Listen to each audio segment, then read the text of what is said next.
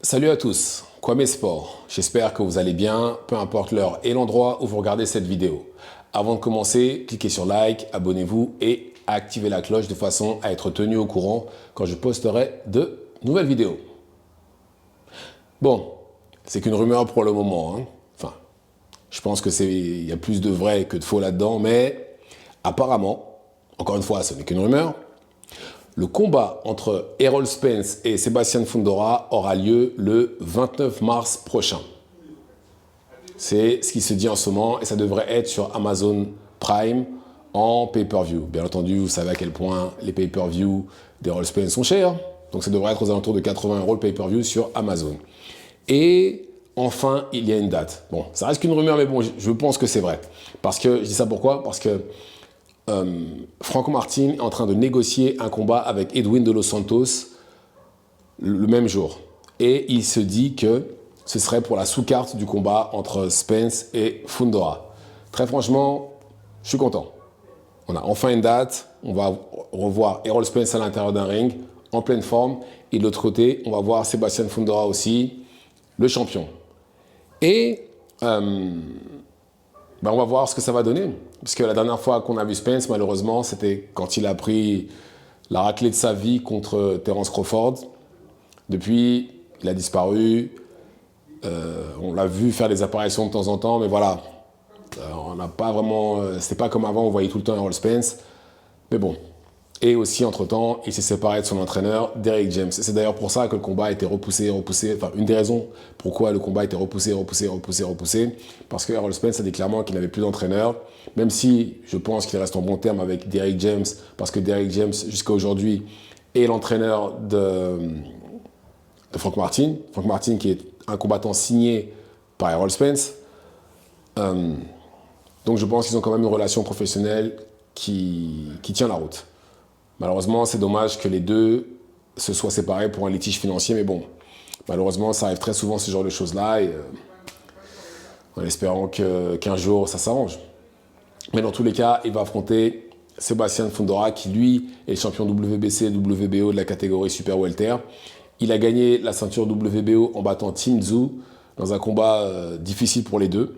Mais ce qui a fait pencher la balance de son côté, c'est que quand le sang... Tim Tszyu a eu une coupure à la tête et quand le sang a commencé à couler sur son visage, c'est là que le combat est allé un peu plus à l'avantage de Sebastian Fundora et c'est pour ça qu'il a gagné le combat. Je pense que sans la coupure, il y a de grandes chances que Fundora aurait perdu le combat. Je pense qu'il aurait perdu, ouais. Il aurait sûrement perdu. Et il est champion. Et la ceinture WBC était mise en jeu aussi vu qu'elle était vacante parce que Jermell Charlo, qui était champion incontestable à l'époque, a laissé toutes ses ceintures vacantes une par une. Où on a dû la retirer, enfin bref, la ceinture était vacante et ils ont combattu pour cette ceinture-là aussi. Et là, il a les deux ceintures et lui, ça va faire presque 1 an qu'il n'a pas combattu puisque le combat contre Tim Tszyu, c'était au mois d'avril dernier.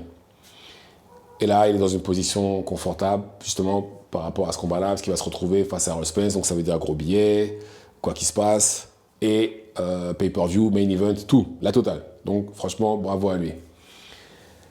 Maintenant, celui pour qui il faut se faire du souci, c'est Spence. C'est Spence parce que Spence, il n'a pas combattu depuis très longtemps, il monte de catégorie, il a eu des blessures, une à l'œil, il a eu un accident de voiture, enfin bref, ça sans compter l'inactivité, parce que pendant un moment il combattait qu'une fois par an, notamment lors de son combat contre Crawford, mais là, ça fait 2 ans qu'il n'a pas combattu quasiment, sachant que maintenant il a 35 ans, s'il est plus tout jeune non plus, enfin il aura 35 ans d'ici au combat. Ça fait quand même beaucoup pour Spence. Et il change aussi d'entraîneur. Et ça aussi, vous connaissez Spence, pas de tune-up, ça ne l'intéresse pas parce qu'il dit qu'il préfère aller directement dans le feu de l'action plutôt que d'y aller, enfin, il préfère sauter dans le feu de l'action plutôt que d'y aller tout doucement. Parce que je comprends la mentalité. Hein. Errol Spence ne veut pas de tune-up, il ne veut pas affronter quelqu'un qu'il sait qu'il peut battre. Ça ne l'intéresse pas. C'est pour ça que si vous regardez bien son CV, à part quasiment, on va dire du moment où il est devenu champion, il faut regarder son CV, il n'a que des anciens champions quasiment. Non, il a quasiment que des anciens champions. Lamont Peterson. Après, on a affronté un, je ne sais plus comment il s'appelle, un Mexicain qui n'a jamais été champion. Danny Garcia, Porter, Ugas. Enfin bref, il a vraiment l'un des meilleurs CV en welter. Il a affronté quasiment tout le monde. Même si celui qui a affronté vraiment tout le monde, c'est Porter. Mais je pense que celui qui a le meilleur CV en dessous de lui, ça doit sûrement être Errol Spence. Ou peut-être Danny Garcia. Ouais, enfin bref. Dans tous les cas, il a vraiment un bon CV. Et ça d'ailleurs, bon ça c'est un plus, parce qu'au moins il a vu tous les styles. Sauf que là, même s'il a vu tous les styles, il n'a pas vu de combattant aussi grand que la tour infernale qui est Sébastien Fundora. On parle quand même d'un combattant qui est en welterweight, qui fait quand même la taille de, je ne vais pas dire Wembanyama parce que c'est pas vrai, mais quand même qui fait 2 mètres. Il pourrait jouer au basket. Et ça pourrait être compliqué parce que là, enfin, maintenant, Fundora combat comme un grand. C'est-à-dire, il utilise bien son jab, il utilise bien son allonge. Et ça pourrait justement donner pas mal de problèmes à quelqu'un comme Spence. Mais bon, après, il est susceptible justement de se retoucher au corps, parce que la tête, ça me paraît compliqué. Et la spécialité de Spence, c'est le corps. Donc, normalement, avec le style qu'a Spence, il peut y arriver.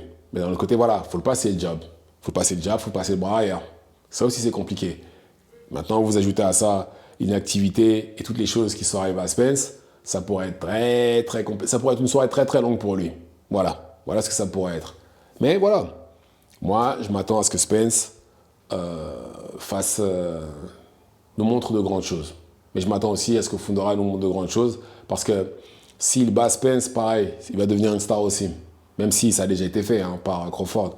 Mais je pense que s'il le bat, ça ne me choquerait pas qu'il devienne une star. Par contre, je pense que si Spence bat Fundora, ça ne me choquerait pas que ce soit son dernier combat et qu'il annonce sa retraite. En cas de victoire ou défaite d'ailleurs, ça ne me choquerait pas, parce qu'il a annoncé plusieurs fois qu'il ne voulait pas non plus trop durer dans le sport. C'est peut-être là son dernier combat. Ça ne me choquerait absolument pas. Il ne faut pas oublier qu'il a quand même 35 ans, qu'il est passé par pas mal d'étapes difficiles. Donc s'il voulait arrêter là, rien de choquant. Ça me paraîtrait même normal, j'ai envie de dire. Mais dans tous les cas, ça fait plaisir de le revoir. Maintenant, je pense qu'un tune-up aura été plus que nécessaire. Parce que voilà, ça fait quand même presque 2 ans qu'il n'a pas boxé, qu'on l'a pas vu dans un ring. Il a un nouvel entraîneur, nouvelle catégorie. Pour tester l'eau, ça aurait été pas mal un tune-up. Pas nécessairement quelqu'un de mauvais qui sait qu'il peut tuer quelqu'un qui n'est pas classé ni rien, non. Quelqu'un de correct, quelqu'un qui aurait pu lui donner quand même un bon combat. Je ne sais pas qui, mais quelqu'un qui aurait pu lui donner un bon combat. Mais vous connaissez Spence, Spence, ça ne l'intéresse pas. Spence, c'est tout ou rien. Tout ou rien. Donnez-moi quelqu'un de difficile ou sinon ça ne m'intéresse pas. Et j'apprécie cette mentalité-là est très bonne. Maintenant, après, des fois, il faut y aller doucement. Mollo. Mais visiblement, ça ne l'intéresse pas. Et beaucoup de gens pensent que Spence, vu qu'il va au corps, il devrait battre Fundora. Je ne dis pas qu'il ne va pas le battre. Mais voilà, avec toutes ces choses-là, ça pourrait être compliqué. Tous les problèmes qu'il a eu, ça pourrait être bizarre pour lui à l'intérieur du ring. Mais bon, on verra bien le jour J. Dites-moi ce que vous en pensez dans les commentaires. Activez la cloche de façon à être tenu au courant quand je posterai de nouvelles vidéos. Et c'est tout pour moi. Ciao, ciao.